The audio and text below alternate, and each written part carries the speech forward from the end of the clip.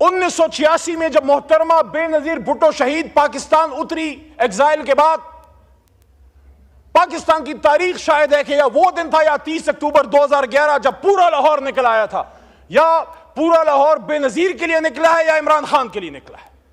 लेकिन जब सन 86 में, मेरा सवाल आज इस पार्लियामेंट से ये मुकदमा जमहूरियत है, मैं किसी नवाज शरीफ, जरदारी या इमरान खान की बात नहीं कर रहा, मैं इस पार्लियामेंट का, इस जमहूरियत का रोना रो रहा हूं कि आज हमें हाइब्रिड रजीम की बात की जाती है, यहां सिलेक्टेड की बात हुई, हमें सिलेक्टेड भी कहा गया, पता नहीं क्या क्या कहा गया। शुक्र है कातिल तो नहीं कहा गया, कातिल तो नहीं है, अपने हमारे हाथों में किसी का खून नहीं है, शुक्र अल्हम्दुलिल्लाह। यहां बेशुमार लोग आया करते थे, इसी डी चौक में मैं, परवेज खटक और शेख रशीद इमरान खान के हुक्म पे जाके एंगेज करते थे। यहां सादजा कराम आए, यहां LHVs आई, यहां नर्सेज आए, यहां सरकारी मुलाजमीन आए, यहां उलमा कराम आए, यहां बिलावल साहब आए, यहां मरियम नवाज साहब आई। हमने एंगेज किया, न गोली चलाई, न किसी को पकड़ा। 24 घंटे से ज्यादा रिकॉर्ड किसी के पास नहीं है कि हमने किसी को जेल में रखा। जनाब चेयरमैन साहब, यहीं इसी कुर्सी पे कायदे अवान तशरीफ फरमा थे शहबाज शरीफ साहब, और मैंने उनके सामने ये गोश गुजार की बात, मैं तकरीर के दौरान चिट्टे नहीं पढ़ता, मुझे पता है मैंने क्या कहना है, मेरी उम्र गुजर गई है, 10 साल मेरे इस पार्लियामेंट में गुजर गए हैं, वल्लाह मैंने यहां लड़ाई देखी है। ऐसे लगता है जैसे हम घरों से यहां लड़ने के लिए आते हैं, जैसे ये कैमरास बंद होते हैं फिर आपस में चाय पीते हैं। ये मुनाफिकत नहीं है, एक दूसरे की शादियों में जाते हो, एक दूसरे से मिलते मिलाते हो, इकट्ठे जाके उम्रे करते हो, लेकिन जब कौम की बात आती है फिर आपस में लड़ते हो। किसको दिखाने के लिए? अल्लाह को राजी करो यार।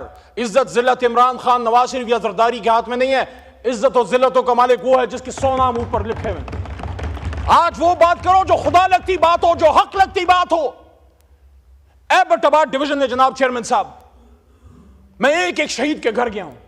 यहां छोटा भाई इधर बैठा हुआ था, अता तारड़ साहब इस वक्त नहीं है, मैं उनको कहता हूं अता भाई, मैं आपको हाथ से पकड़ के, मेरी गाड़ी में, उसमें मेरा अपना जाती पेट्रोल है, मेरे साथ चलें, कम से कम जिन शहीदों को मैं जानता हूं उनके कब्रों पे मेरे साथ जाएं, और मेरा आपसे वादा है, रेंजर का शहीद आपका नहीं मेरा भी शहीद है, इकट्ठे रेंजर्स की शहादतों और दुआओं पे भी जाएंगे। लेकिन एबटाबाद डिवीजन नथिया गली के टॉप में एक पहाड़ी के सिरे पे एक नौजवान मुबीन मलिक की जो शहीद हुआ है यहां, और उसकी जो गोली बॉडी पे लगी है वो आर पार नहीं गई, उसमें एक बुलेट वुंड है। और यहां लॉयर्स बैठे हैं, मरवत बैठा है पीछे, मरवत साहब बैठे हैं, आप भी लॉ के स्टूडेंट हैं। जब बॉडी से गोली आर पार नहीं जाती, इसका क्या मतलब है? इसका मतलब है कि इट्स अ स्नाइपर शॉट।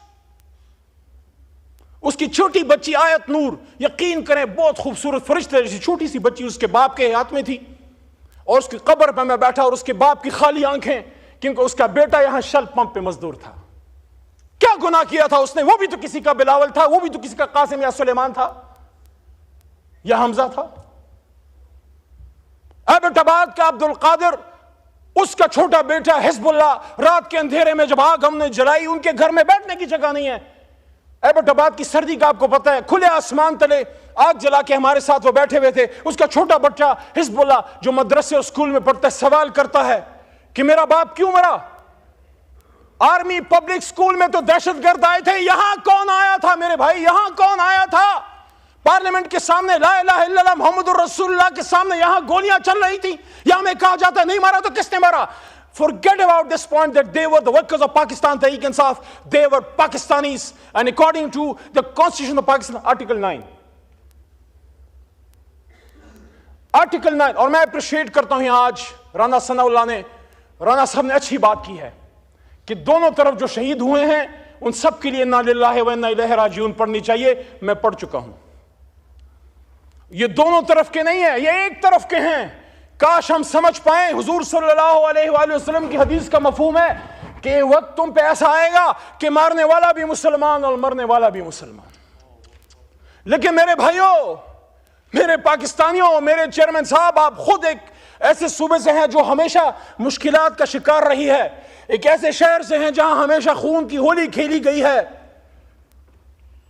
मुझे जिस चीज का दुख है बतौर पाकिस्तानी, आप सब मेरे भाई हैं, मेरे किसी से नफरत नहीं है। वहां जिस सीट पे अता तारड़ बैठे हैं, वहां मैंने जब 9 अप्रैल की रात स्पीच की थी, आप इधर 170 बैठे हुए थे।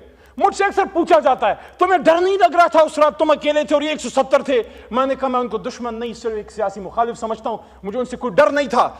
लेकिन मुझे जिस चीज का दुख है वो ये है कि जो यहां डी चौक पे शहीद हुए हैं आगा साहब, उनकी न सिर्फ जान गई है बल्कि उनका मान भी टूटा है। मैं दिल के दर्द से ये कह रहा हूं, उनको ये पता था कि गिरफ्तार हो जाएंगे, आंसू गैस चल सकती है, लाठी चल सकती है, हाथ पैर टूट सकते हैं, लेकिन जो गोली हमने इनको हिंदुस्तान पे चलाने के लिए दी है वो मेरे सीने से आर पार कभी नहीं होगी, कभी नहीं होगी, कभी नहीं होगी। ये गोली तो उन लोगों के लिए हमने तुम्हें दी है कि जो लोग श्रीनगर में मुसलमानों का खून बहाते हैं, ये गोली पाकिस्तानियों पे चलाने के लिए नहीं, ये गोली पाकिस्तान और इस्लाम के दुश्मनों पे चलाने के लिए है। और आज हमसे बात की जाती है कि बताओ, हमारे पश्तो में कहते हैं मड़ुम शुमो पड़ुम शुम, मार भी दिया और मैं ही गुनाहगार। मुगल नयम ची गमुन तबजाड़म मरवत से तो पे पोएगी مغلنام چې زخمونو ته وجاړم، خپل انتخاب خپل انتقام په پر هرونو کې رانغاړم. زه پښتون چې لږ دمه شم لږ سم شم، د زرې حساب به درنه غواړم. وقل جاء الحق وزهق الباطل ان الباطل كان زهوقا. مذاکرات نکل آئے گا عمران خان بھی انشاءاللہ 500 دنوں سے کھڑا ہے. ہم مذاکرات کی بھیک نہیں مانگتے. अगर तुम समझते हो कि उसका अंदर रख के मुल्क चला सकते हो, चला के देख लो. हम एक मुतालबा करते हैं, डी चौक के खून का इंसाफ चाहिए, हमें और कुछ नहीं चाहिए. मुझे भी साथ इमरान खान के अंदर डाल दो. 78 दिनों तक रहा हूं मैं. ख्वाजा साहब ने कहा ना, मैं उस बात से एग्री करता हूं. ख्वाजा आसिफ ने कहा कि इज्जत से जेल गुजारनी चाहिए. 78 दिन तक रहा हूं. एक ऐसे आदमी का पोता हूं जिसने पाकिस्तान बनाया था, इस आदमी के साथ जेल का दुख नहीं. जिस कोठरी में 6/8 में मुमताज कादरी को आपने रखा, उसमें मैं रहा. पेशावर जो मेरा अपना शहर है, जहां पला बड़ा हूं, वहां सूफी मोहम्मद को, तहरीक नफाज़ शरीयत मोहम्मदी के सूफी मोहम्मद मरहूम साहब को जिस 6/8 की कोठरी में रखा, मैं भी उधर रहा हूं. मैंने भी कभी ये बात असेंबली के फ्लोर पे नहीं की, लेकिन आप ख्वाजा साहब ने बात की है तो मैं भी कह रहा हूं, हमने भी जेल काटी है, जवां मर्दी से काटी है. लेकिन मुझे दुख उस दिन हुआ जब अपने मर्दान में, जब मेरे तमाम फ्री एमपीओस खत्म हुए, तो जो मेरे सामने चार्जशीट रखी गई, उसमें आर्मी एक्ट था, उसमें सीक्रेट एक्ट था, उसमें एटीसी था. देयर अंडरस्टैंडिंग, ये दोनों वकला और पीछे काकड़ साहब भी शायद बैठे हैं, वो भी समझते हैं. क्या पाकिस्तान बनाने वाला अली मोहम्मद, क्योंकि अगर मेरे दादा या आपके नाना ने पाकिस्तान बनाया तो हमने बनाया, क्या वो सीक्रेट एक्ट यानी पाकिस्तान से गद्दारी का मुजरिम होगा? क्या वो दहशतगर्द है? वो मर्दान जिसने मुझे 3 बार इज्जत दी, उस वक्त 2 बार पास हुआ था. आपने मुझ पे, मेरे मर्दान में दहशतगर्दी और मुझसे गद्दारी का फतवा लगाया. उसके चंद महीने बाद मर्दान ने मुझे 1 लाख से ज्यादा वोट देके वापस इधर से ऐवान में भेज दिया. देखिए, खुदा लगती बात करें, ये पाकिस्तान मगरिबी पाकिस्तान वालों ने नहीं, मशरिकी पाकिस्तान वालों ने बनाया था, बंगालियों ने बनाया था. हम उनको 2nd दर्जे के सिटीजन समझते थे, हम उनसे बात करना तौहीन समझते थे. हम समझते हैं ये लड़ नहीं सकते, हम समझते हैं सिविल सर्विस नहीं चला सकते. वो जीत गया, हमने उसको हुकूमत दे देते. हुकूमत क्या हो जाता? हां, गैर मुल्की साजिशें हुई. वो क्या कहते हैं कि दीवार क्या गिरी, मेरे कच्चे मकान की लोगों ने मेरे घर में, मेरे आंगन से या घर से रास्ते बना लिए. जब हमने हक नहीं दिया तो फिर अगरतला साजिश हुई. जब हमने हक नहीं दिया तो मुक्ति बहानी बनी और इंदिरा ने उसको, इंदिरा गांधी ने सपोर्ट किया. लेकिन बंगाली, ये भी तो अपने आप से सवाल कीजिए, वो बंगाली जो हमसे पहले पाकिस्तान जिंदाबाद कहते थे, वो बंगाली फिर हिंदुस्तान जाके मुक्ति बहानी की ट्रेनिंग कौन ले रहा था? हिंदुस्तानी फौज के आर्म मिलिट्री पर्सनल भी मुक्ति बहानी के जामे में आते थे.